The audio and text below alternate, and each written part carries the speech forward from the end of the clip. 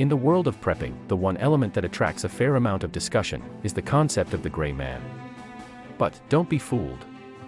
It is not as simple as wearing normal clothes versus wearing tactical or military-style clothing, or choosing a plain color backpack versus a camouflage backpack. Nor is the concept of the gray man about being covert or clandestine, and nor is it a matter of being antisocial or some sort of recluse. Instead, in the world of prepping and urban survival, the concept of the gray man is about being smart. It is about oozing confidence when necessary, or looking like a lame duck when you have to. It is about being there and then disappearing while still being there. Being the gray man is about looking the part when needed and then not looking the part to suit the time, the occasion, and the audience so that your primary mission of survivability is not jeopardized, whether it be in the planning or the execution phase. As a prepper, being the gray man is not about the person. Instead, it is about the concept of the entire prepping process, from your initial strategy and planning, your implementation of the actual physical elements that make up your plan, the mindset of your family as they harness the concept of preparedness planning, and the eventual execution of the plan should the threat or risk materialize. So, forget the Hollywood narrative, forget playing detective or that super spy, instead, play smart.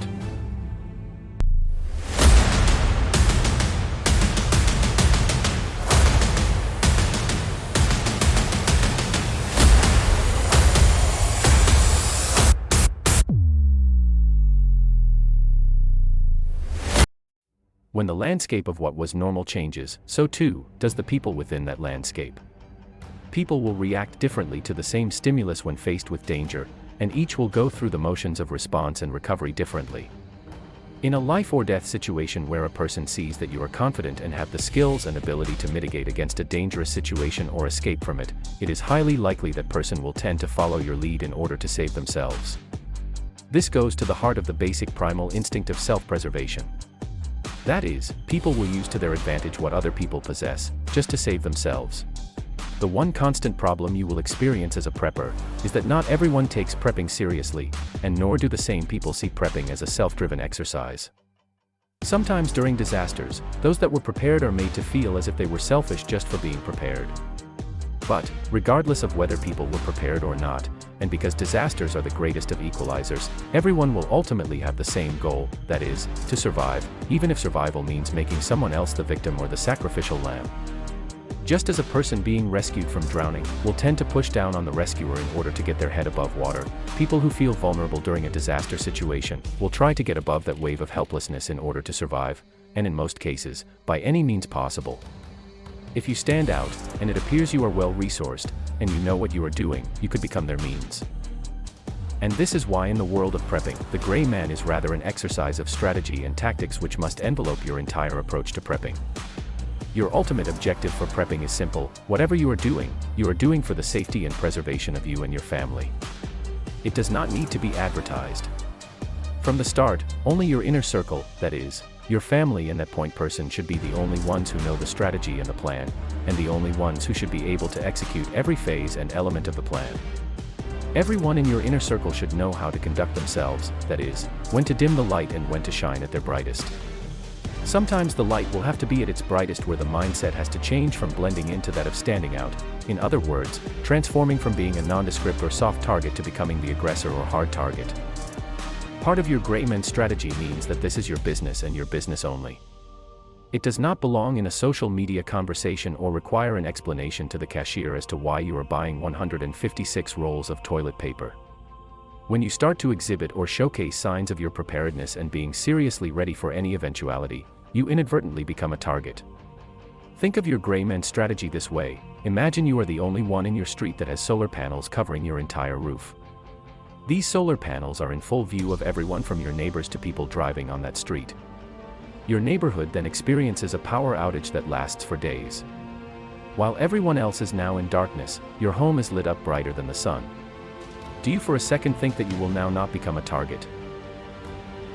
Your gray man strategy should consider the risk dynamics when planning that solar installation. For instance, do those panels have to be on the roof facing the street? Why, for that matter, do solar farms have panels installed on the ground? Or, when there is a prolonged power outage, do you have to light up everything, or can you blend in by lighting up a few candles, and only use your solar power for things that are not readily detected from the street? From the start, Whether you are busy with purchasing your stockpile items, or stocking up on your bug-out bag essentials, or gearing up your vehicle to fill the role of a bug-out vehicle, it is about blending in, not standing out in a crowd, and certainly not drawing attention to yourself in order to avoid becoming a target. Likewise, remember that you are a prepper, not a public broadcaster. The gray men strategy means a bit of self-control. Don't brag or boast about your level of preparedness. Even that neighbor of yours, to whom you bragged about your stockpile, or to whom you boasted to about your bug-out location, will begin to see you as that rescuer or their means of survival. Granted, you may be in a circle of like-minded friends or external family members who are also preppers, and with whom you share information, advice, and tips. Unless these friends or external family members are really part of your trusted inner circle, you will have to be mindful of what I said in the beginning, that is, when the landscape changes, so too do people. Prepping is all about giving yourself certain pre-planned advantages during times of crisis. If everyone knows about those advantages, then you are now at a disadvantage. The gray men strategy and accompanying tactics is about not drawing unwanted attention to yourself. At all times, you will want to retain both the psychological and physical advantages that prepping gives you. Your approach should be that you could be sitting under a light so bright that people do not even see you because their eyes cannot adjust to the brightness of that light. This is what the gray men strategy is all about. You are there, but not there. You are on the inside, but still on the periphery. You are that quiet person that whilst everybody else around you go about their normal routines.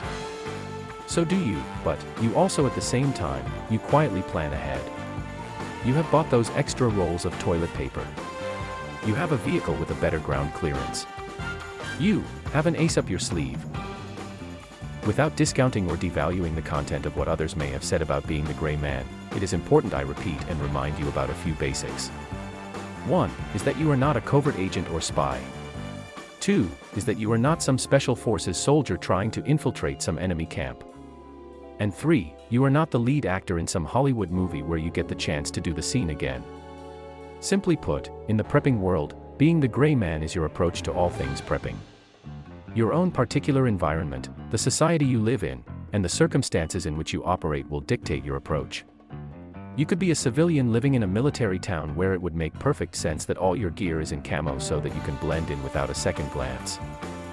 The bottom line is that being the gray man is all about strategy and how you adapt your tactics to fit your own reality, not the reality of others and certainly not mine.